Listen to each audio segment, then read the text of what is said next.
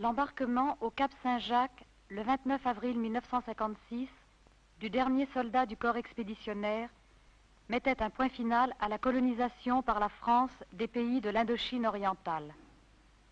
Déjà, à cette date, depuis Dien Bien Phu et les accords de Genève, une bonne partie de ce que l'on appelait les Français d'Indochine avait pris le chemin de la métropole. D'autres suivront au cours d'un long rapatriement étalé sur plus de 10 années. Repli vers la patrie nominale qui, pour certains, ceux dont la citoyenneté est française, mais dont l'origine, la langue maternelle et la culture native sont asiatiques, fut bien souvent, plutôt qu'un rapatriement, un exil, une expatriation.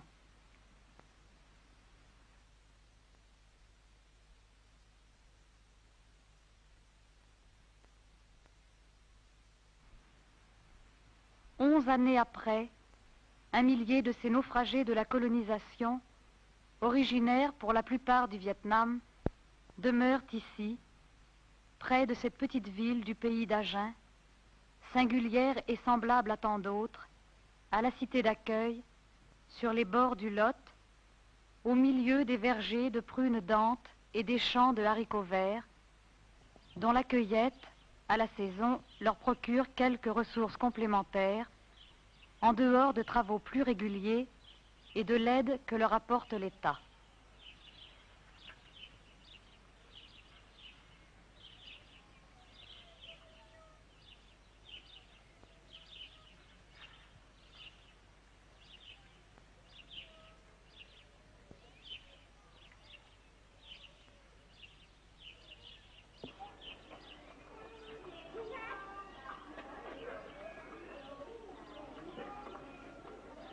Pour les gens du pays, c'est ici, sans hostilité non plus que sans sympathie particulière, le camp des Chinois.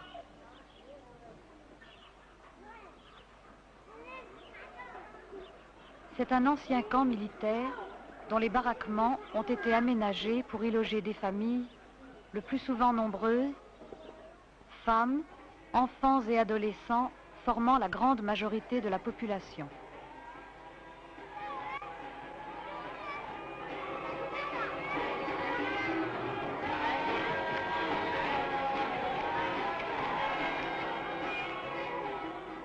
Enclave dans la commune, le camp à lui seul est presque un village.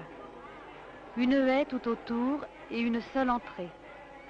Il a son administration, son école, son service médical, sa salle des fêtes, ses commerces.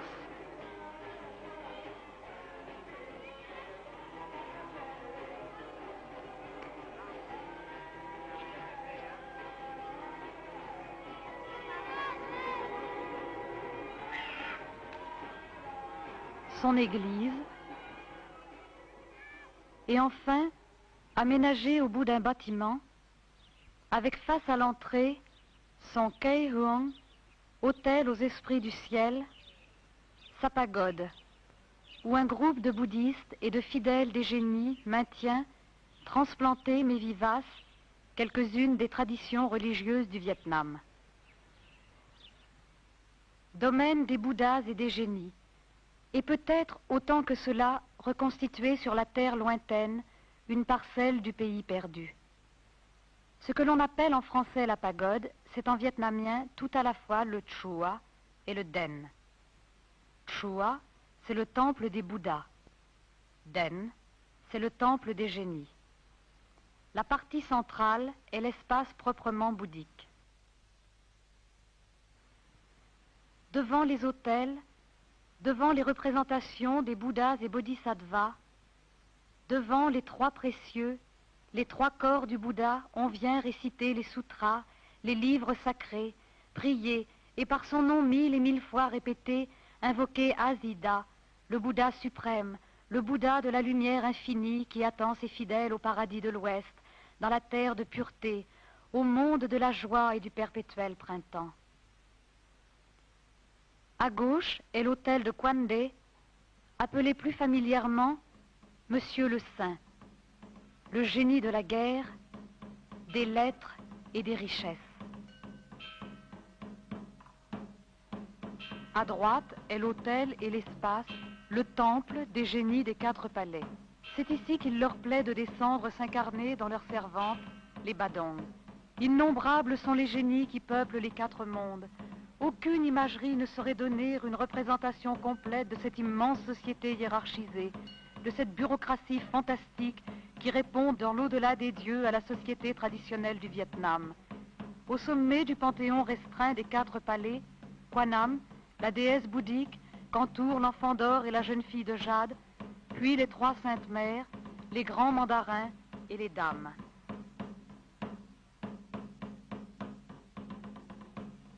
Le serpent blanc et le serpent sombre, formes aquatiques du 3e et du 5e grand mandarin, sont les protecteurs du sanctuaire.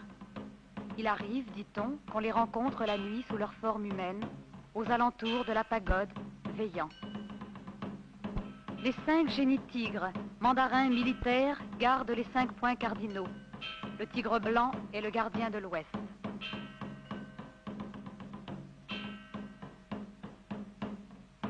S'incarnant, les génies viennent refaire avec les objets de ce monde les gestes de la vie.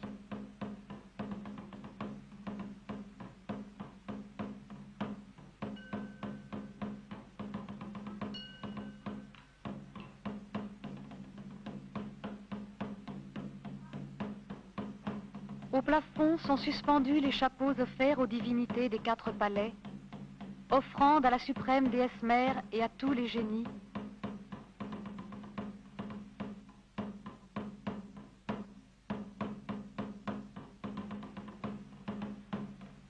Offrande aux 3 saintes mères du ciel, des monts et forêts et des eaux. Offrande aux grands mandarins génies dragons.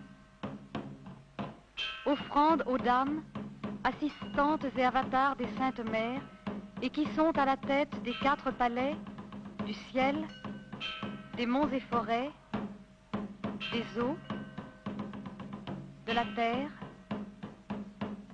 Offrande aux princes, les fils du roi dragon des 8 mers du Dongdin.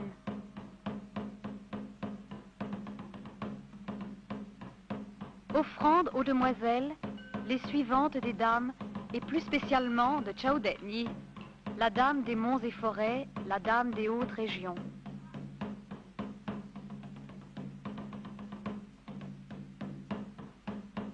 Offrande de chapeaux, mais aussi de toutes sortes d'autres objets disposés par 12 en cerceaux au-dessus de l'autel des montagnes.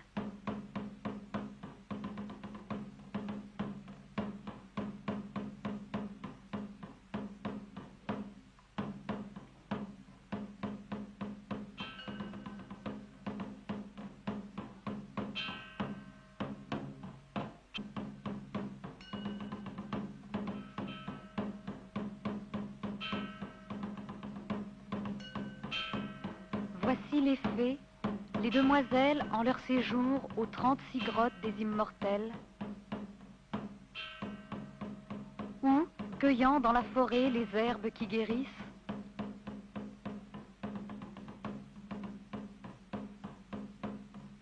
tandis que les princes parcourent pour les venir visiter les chemins.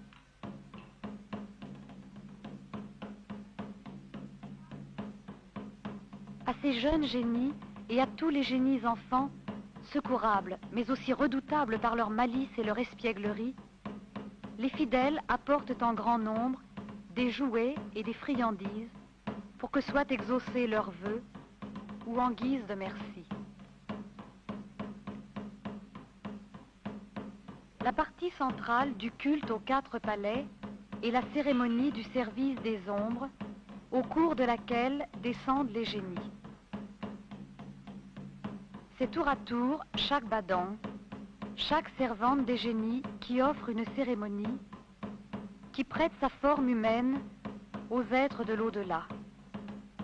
Chacune devrait ainsi servir les ombres au moins 4 fois dans l'année.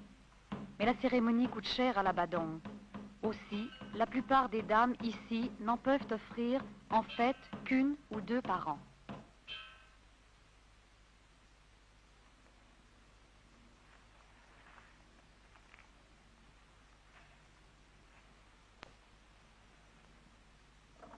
Sa préparation de la cérémonie commence plusieurs jours à l'avance. La Badong choisit le jour faste au calendrier divinatoire, invite les autres servantes et fidèles des génies à l'assister dans l'accomplissement des rites, achète les offrandes pour les différents autels de la pagode et les fleurs, les fruits, les alcools et les friandises que les génies au cours de leur séjour en ce monde distribueront aux assistantes.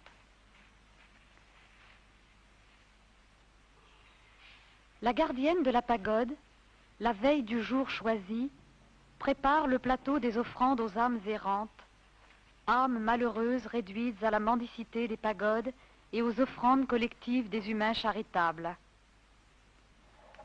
Âmes des morts des familles éteintes, des morts sans sépulture, des noyés et des assassinés, des vagabonds tombés au bord du chemin et des criminels qu'on a décapités.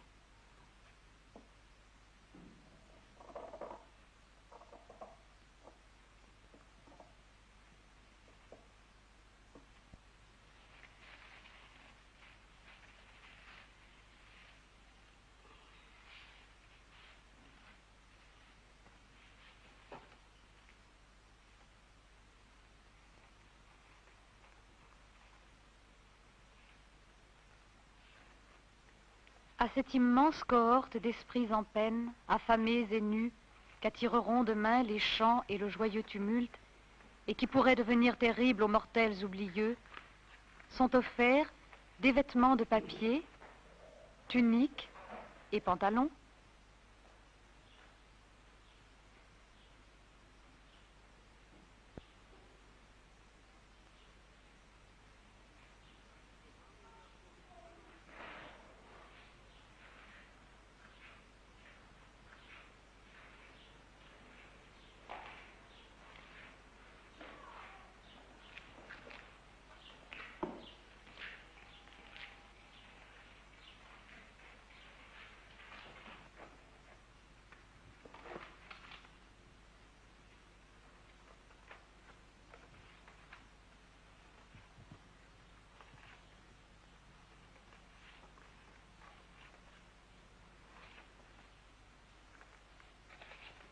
et sont aussi offerts des feuilles d'or et d'argent,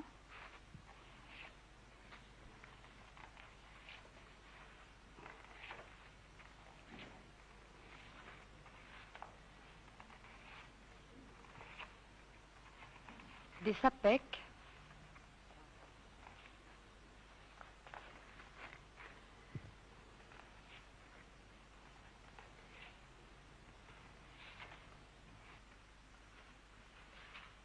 de la nourriture.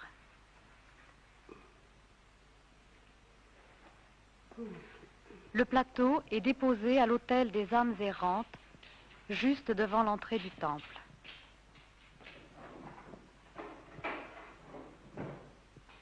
La Badong prépare les vêtements des génies. Ces vêtements qui ne servent à nul autre usage sont la propriété personnelle de chaque servante des génies, ainsi que les objets de parure. Leur nombre est élevé, en principe un costume pour chaque génie. Au minimum, il est nécessaire d'avoir les costumes dans les 5 couleurs fondamentales, rouge, vert, blanc, jaune et bleu indigo, et les accessoires des génies masculins d'une part, féminins d'autre part. La Badong doit se préparer elle-même à servir les génies par des prières et des rites de purification. Dès la veille, au moins, elle s'abstient de viande, de vin et tout autre aliment riche. Demain, elle sera à jeun et dans un état de parfaite propreté, tout particulièrement la tête, puisque c'est là surtout que descendent les génies.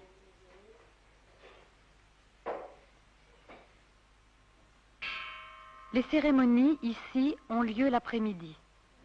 Dans la matinée est dressée devant l'autel des 4 palais la table des offrandes aux génies et préparé le repas rituel.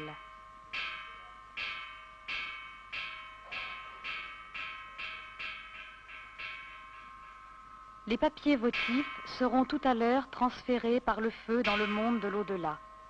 Quant au repas, après que les génies s'en soient nourris de la vue et de l'odeur, Les restes en seront consommés par les assistants à l'issue de la cérémonie.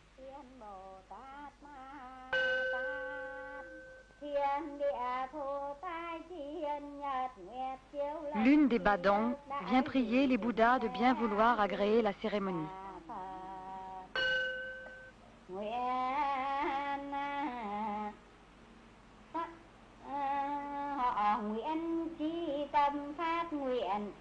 Bất tạ ngã sinh bất thiện chư phiền não họ nguyện viện tiêu trừ tội trước.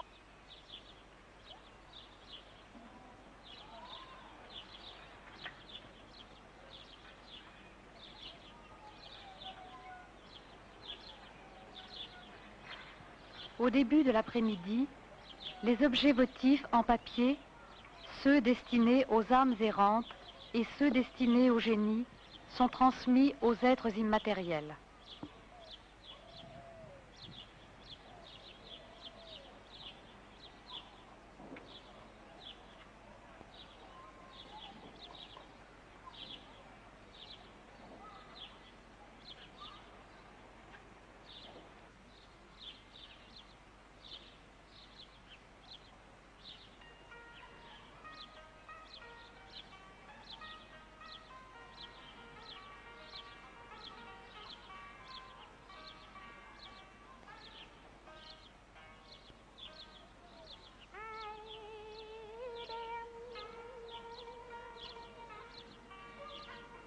Du riz cru, puis du riz cuit est répandu aux environs de la pagode pour les âmes délaissées et les redoutables maquis, les démons.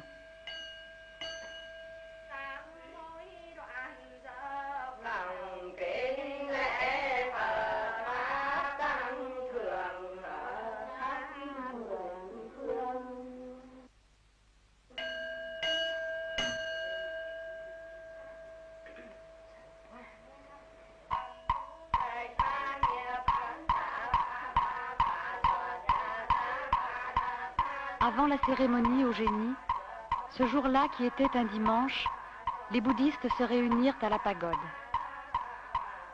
Bien que distincts, les deux cultes, aux bouddhas et aux génies, tout aussi bien que dans le temple, coexistent dans les croyances et les pratiques des fidèles.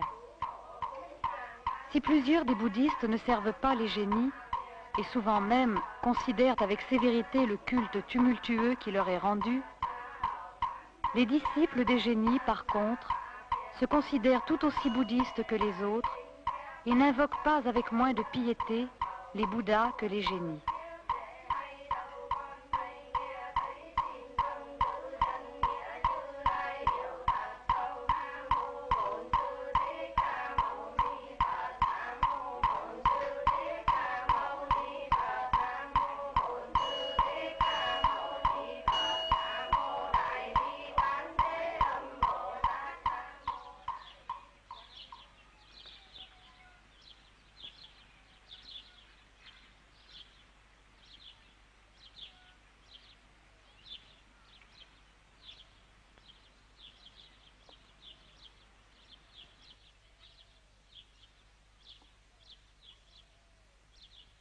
Il est 3 heures de l'après-midi, le 23e jour du 6e mois lunaire de l'année de la chèvre. La cérémonie aux 4 palais va commencer.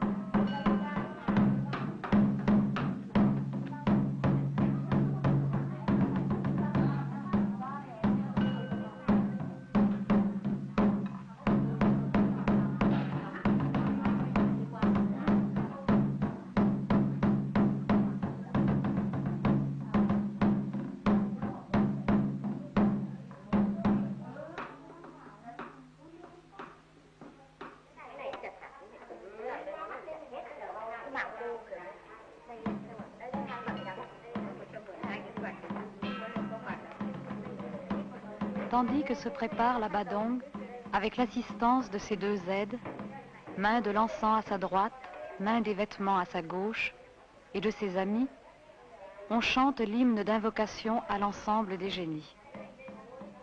Tous invoqués, quelques-uns seulement des génies du panthéon des 4 palais vont descendre sur leurs servantes.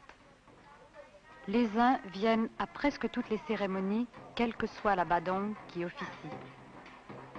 D'autres viennent plus rarement, ou seulement sur certaines badongs. D'autres encore ne descendent jamais. Mais appartenant à des groupes et à des séries bien déterminées, les génies qui s'incarnent viennent suivant un ordre de préséance toujours respecté.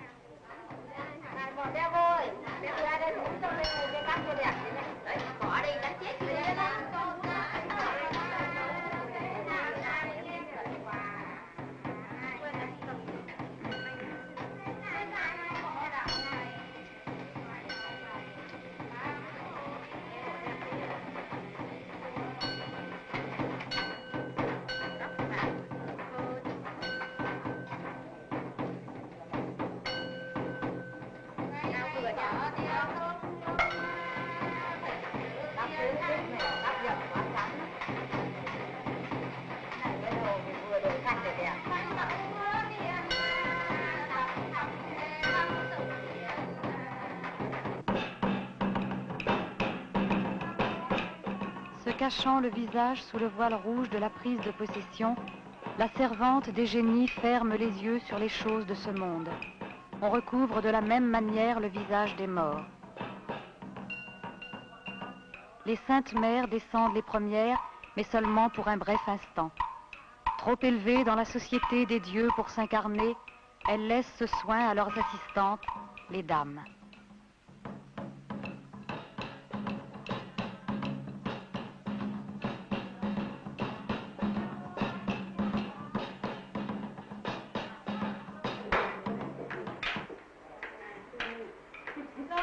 Le premier grand mandarin, Quan Lân Đệ Nhap, est descendu. Comme tous les premiers génies de chaque série, sa couleur est le rouge.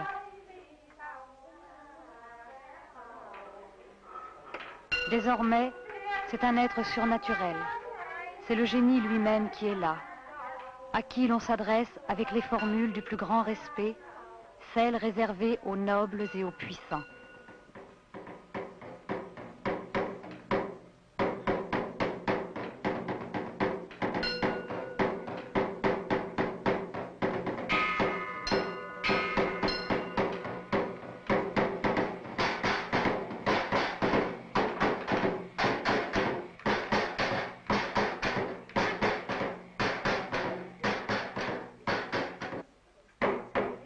Les grands mandarins sont des génies dragons, maîtres de la pluie, des nuages, de la foudre et du vent, et gardiens des registres de la vie et de la mort des hommes. Le noble mandarin a les 6 connaissances et la puissance des génies. Son autorité s'étend sur les 3 mondes. Son air est majestueux, son pouvoir mystérieux. Il accomplit la mission que lui confie le roi. Aussitôt tombe la pluie et se lève le vent. Le tonnerre gronde dans les 8 directions, les nuages couvrent le ciel. Ô premier grand mandarin céleste, votre renommée partout s'est répandue. Qui pourrait se comparer à vous, premier grand mandarin céleste qui servez les génies et les immortels avec fidélité? Nous, vos enfants et vos disciples, de tout cœur nous vous implorons.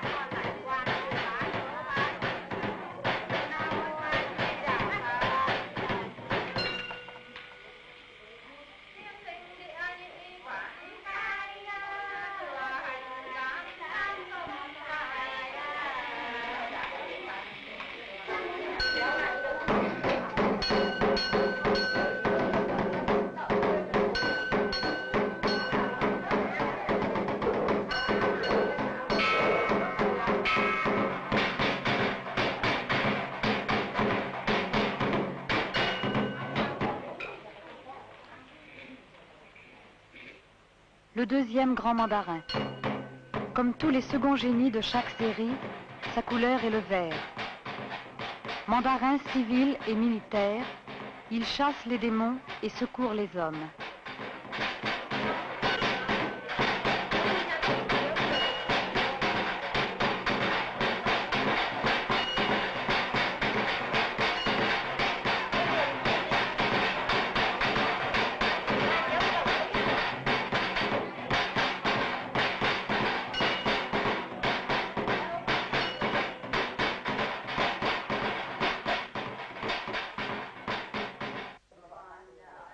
Le Fils du roi d'en haut s'est incarné parmi les hommes. À quiconque est dans le malheur et l'implore, le Seigneur secourable apporte la guérison, la longévité, le bonheur et la paix.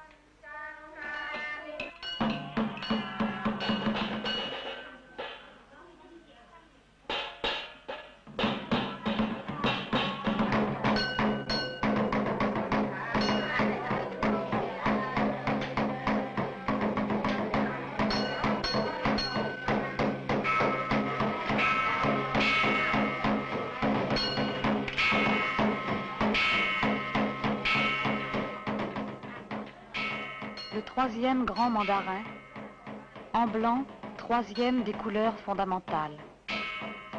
Le troisième grand mandarin est le fils du roi dragon des 8 mers du Dongdin.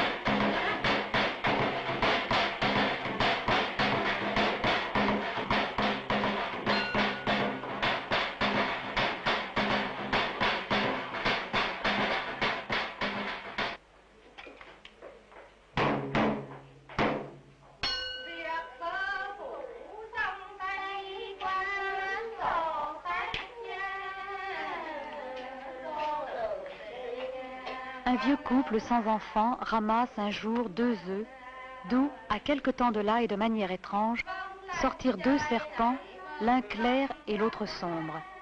Le mari dit à sa femme, « Nous sommes âgés déjà et n'avons pas d'enfants, élevons-les comme s'ils étaient nos fils. » Mais ces gens étaient pauvres, et les serpents ne voulaient manger que des œufs, des poulets et du riz.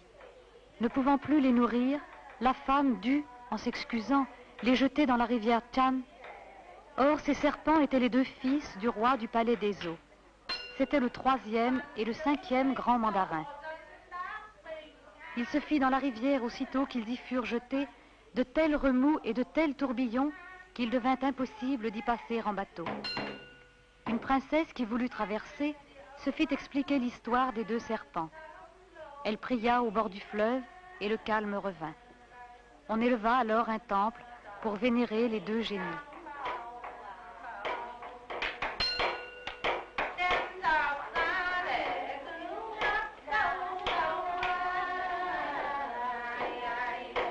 Le génie distribue aux assistants la richesse et le bonheur.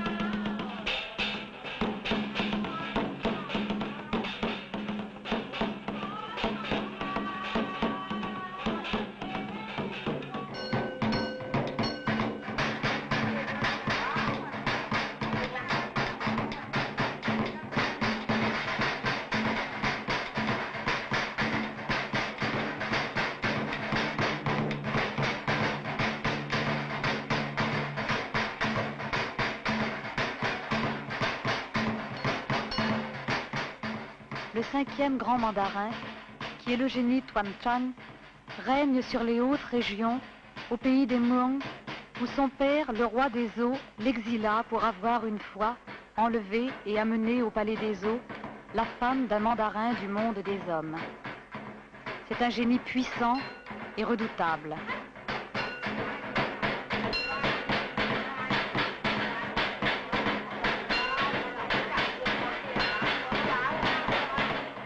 Son maintien est semblable à celui du tigre.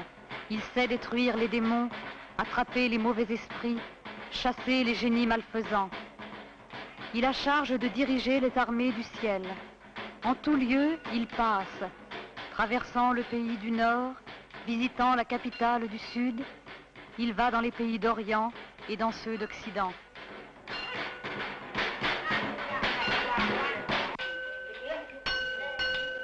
Quand il manifeste sa puissance, le vent avec violence souffle les nuages, emporte les arbres, renverse les maisons.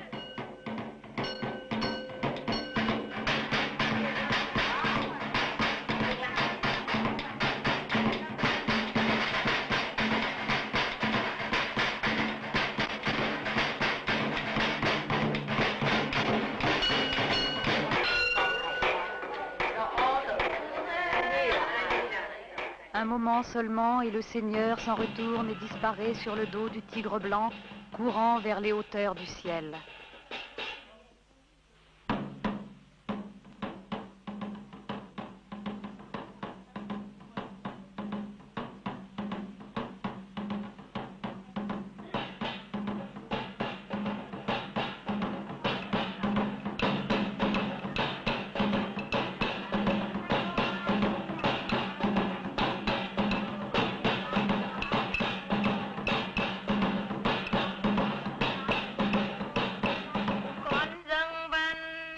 Chao De Ni, la dame deuxième des monts et forêts, est l'un des génies les plus importants du culte.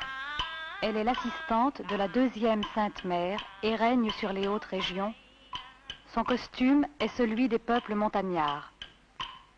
Elle parle d'une manière saccadée comme les Man, elle traîne sur les mots comme les Muong. Parler des montagnards, parler des Man, parler des Tao, parler indistincts.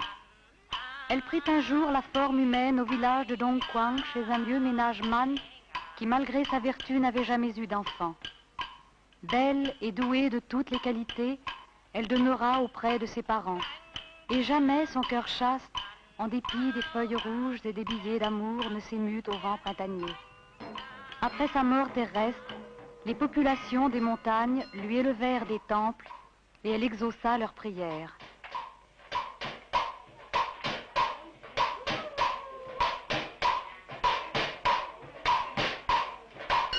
Nous offrons ce chant à la sainte immortelle des monts et des forêts qui s'incarne aujourd'hui à Dongquan, à Tanquan. Sur la montagne de la Dame, le vent tournoie et courbe les arbres. Au fond des torrents plongent les poissons et s'envolent les oiseaux à la cime des arbres. Il se fait tard, la lune se couche et les étoiles disparaissent. La barque en forme de dragon de la sainte immortelle passe. Quan yo quan.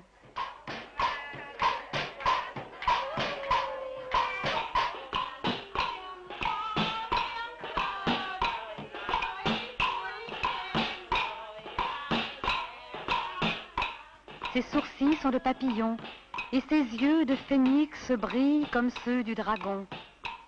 Son visage est de fleurs nouvelles et ses cheveux de nuages. Blanche de neige est la couleur de sa peau. D'ivoire sont ses poignets. Turban vert, ceinture longue, ceinture courte, qui en ce monde pourrait se comparer à la dame pour les talents et la beauté? Élevée dans la hiérarchie des princesses, elle a charge de régir les vallées et les monts. Les esprits des montagnes, les oiseaux et les animaux qui vont à quatre pattes, les tigres et les loups féroces, tous viennent la servir. Pour se distraire, la dame se promène aux 5 grands lacs.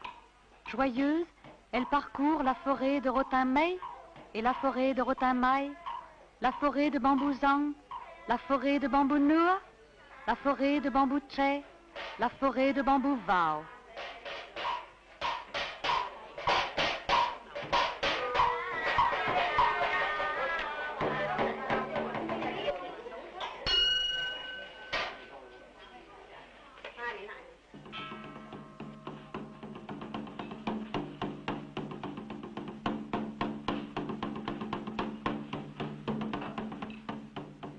Chao Luk, la 6e dame, est comme Chao Det Nhi, un avatar de la Sainte Mère des monts et forêts. Elle est la déesse de Bakley.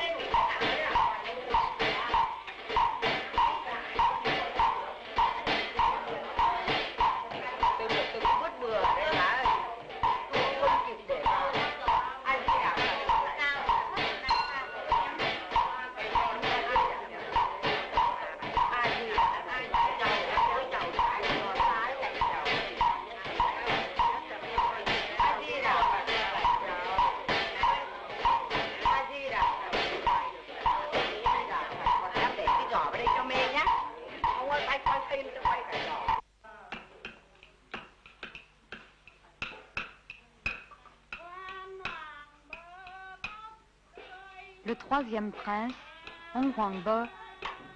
Comme les grands mandarins, les princes sont des génies dragons. Comme eux, ils sont les fils du roi du Dongdin et maîtres des eaux et des destinées des humains. Mais ce sont des jeunes gens, coquets, capricieux et folâtres.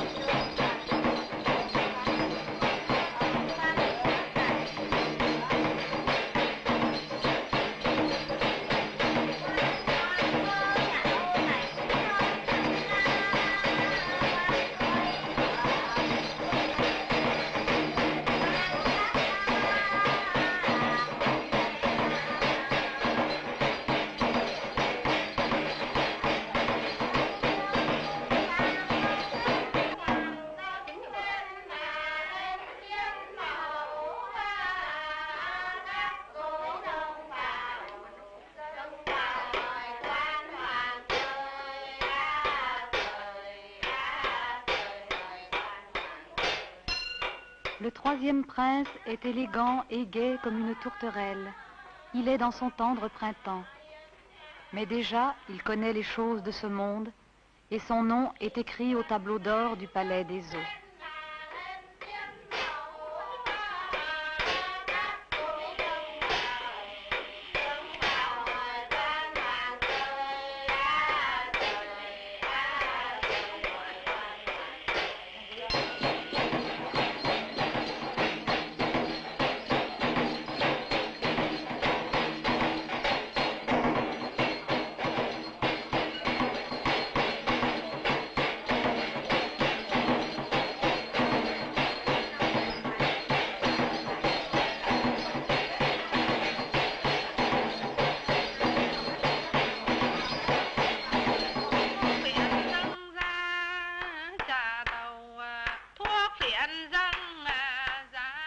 Hong Bai, le 7e prince, le prince fumeur d'opium.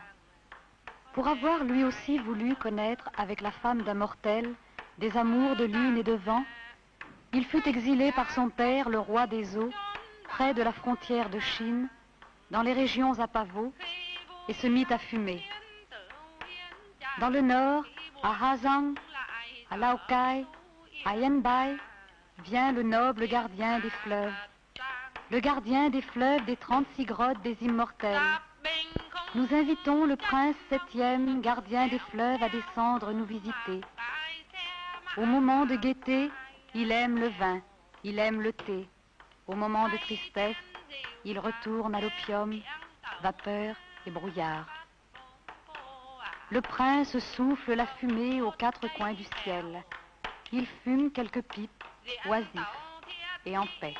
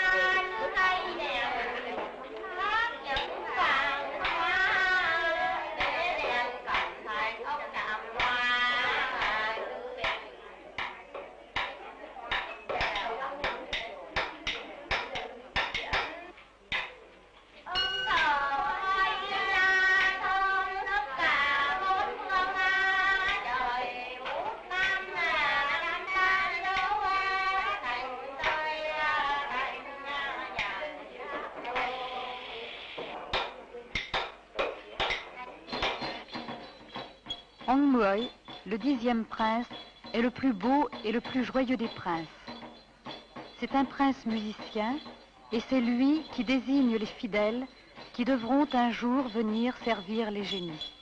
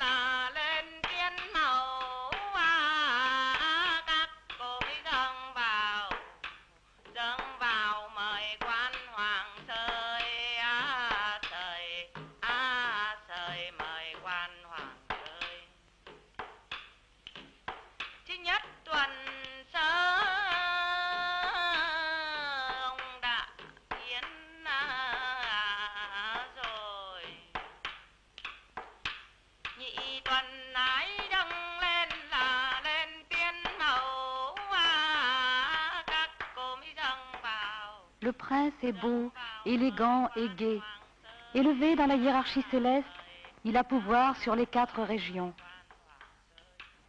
Ses sourcils sont de papillon, son visage de phénix, son élégance exquise. La neige cède à la blancheur de sa peau, les nuages à la beauté de ses cheveux. Quand il s'incarne, il revêt ses habits de l'Oriot. Qui en ce monde pourrait peindre un tel tableau? La reine mère et le roi se réjouissent en leur cœur et le soignent avec tendresse telle une fleur sur la branche. Joyeux, le prince se distrait. Il repose son esprit, un temps donné à la lune et au vent, un temps à la pagode, un temps pour regarder s'épanouir les fleurs. un temps pour guetter le lever de la lune. Tout le monde connaît le noble prince puissant et courageux. L'empereur céleste lui a décerné un brevet, lui commandant d'aller choisir les soldats, reconnaître les médiums dans les 4 régions.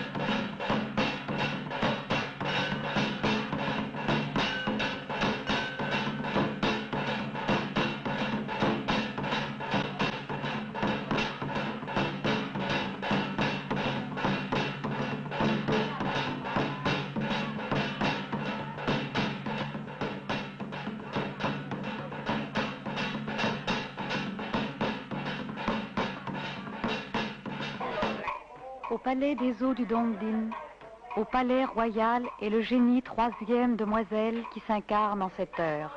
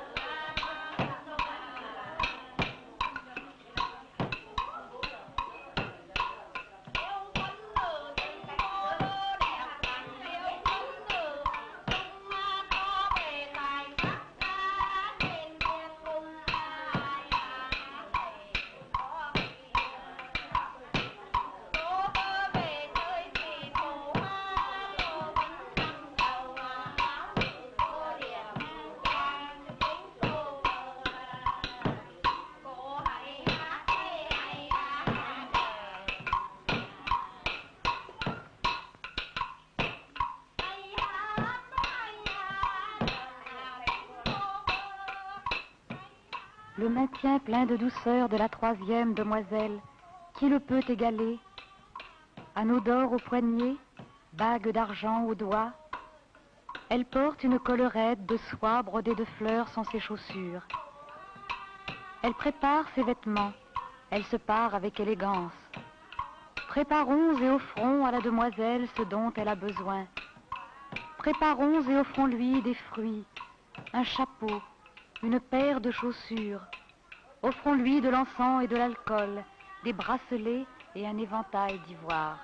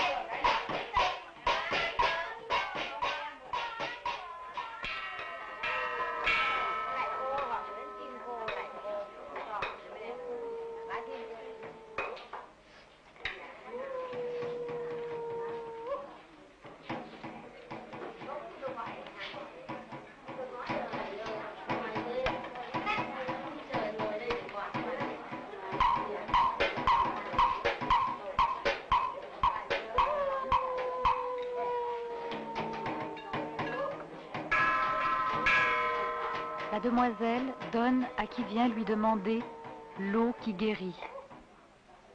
La demoiselle vient s'incarner et alors elle instruit et secourt les humains. Aussi, partout s'étend sa renommée.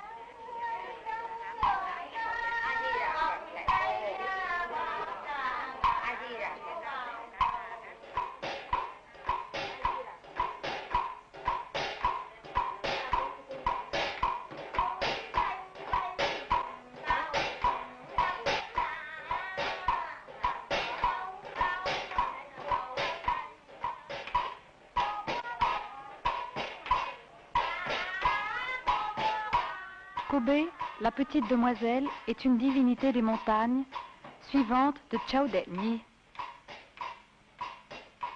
Demoiselle Muong, demoiselle Man, elle chante et se promène.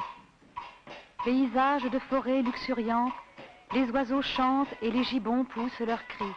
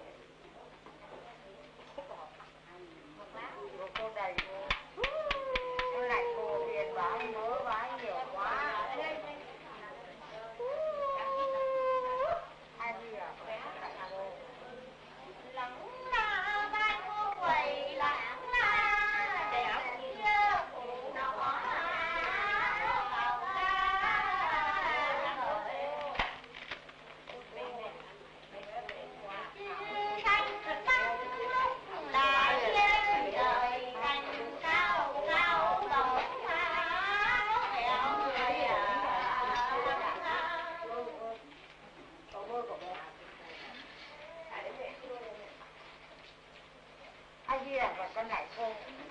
Lấy củi cho tôi được.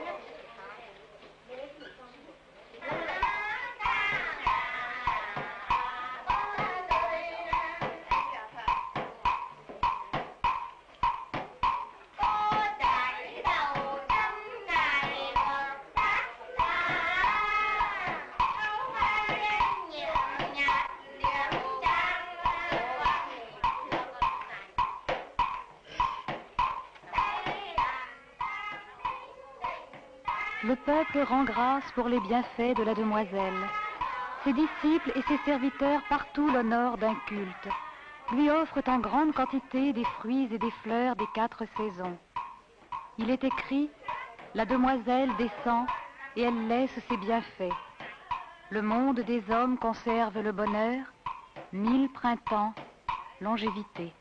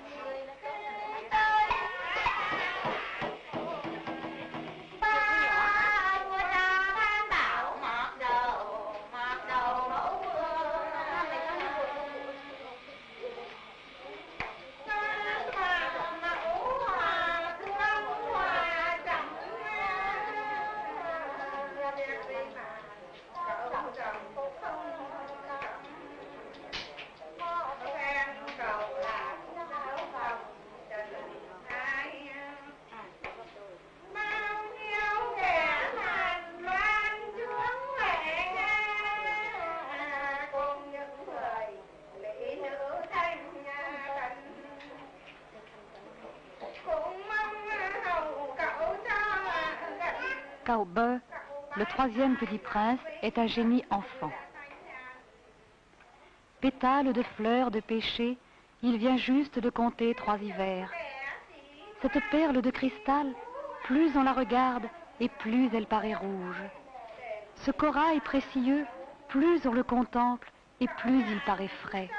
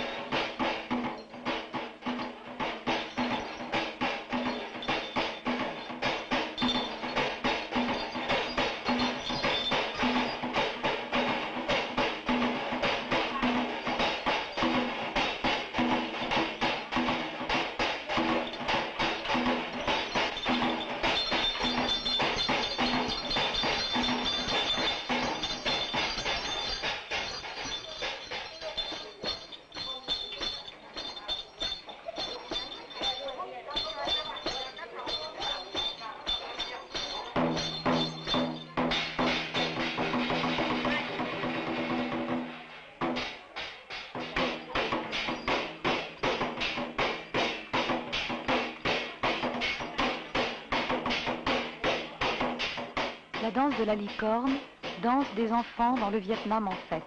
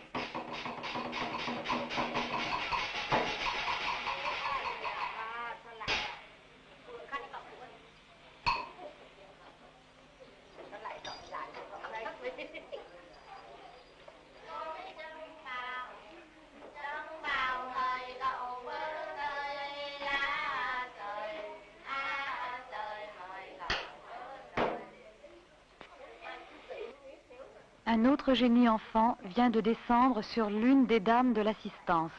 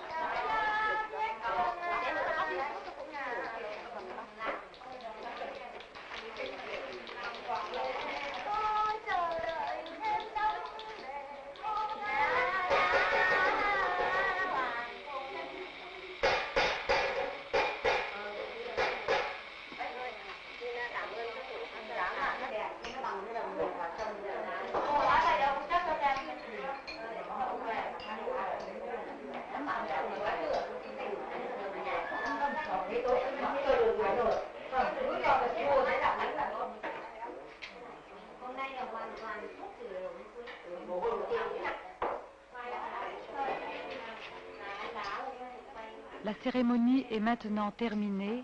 Elle a duré 5 heures. La Badong remercie les Bouddhas et les génies.